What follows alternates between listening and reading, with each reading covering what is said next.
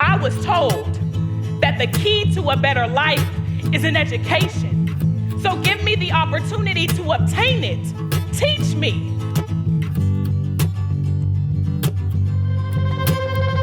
May the wisdom of our ancestors remind us of our sacred call.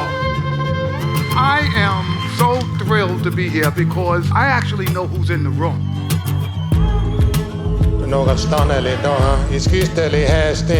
We are here tonight to ground ourselves in the reality and the truths facing our young people. The truth of the matter is that you got to be willing to lay your life down for our children, not just some of our children, all of our children.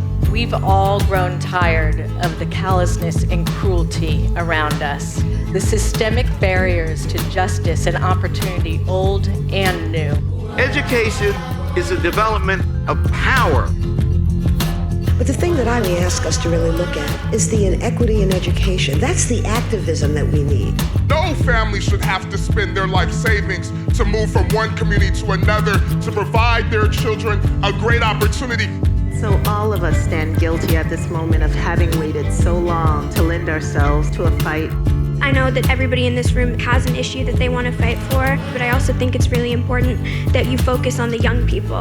It is about ensuring that every single Naomi in the world has the opportunity to value who she is inside the classroom and outside of the classroom. Once social change begins, it cannot be reversed. The obligation of anyone who thinks of himself as responsible is to examine society and try to change it.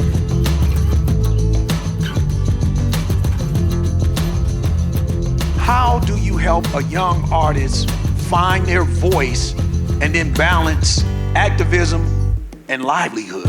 I think activism is like this idea of loving yourself and your community enough to say that I'm going to defend it against things that don't love it the same way.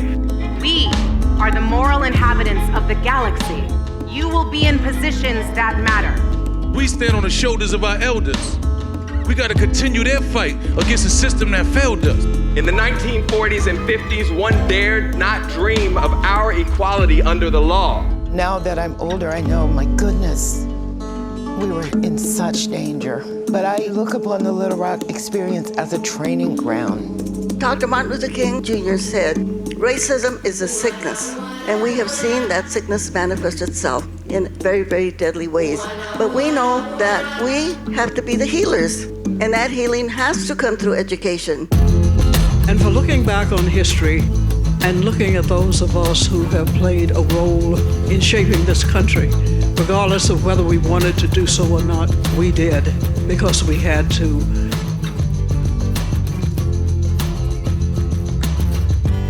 Mr. B says the civil rights movement never ended. It just took a deep breath for a moment. I've often reflected on that statement, the land of the free. Free to do what? Free to be what? Free to say what? It's not been that free for many of us, but before this is all over, it will be. And a lot of that is dependent on where you take it. Thank you.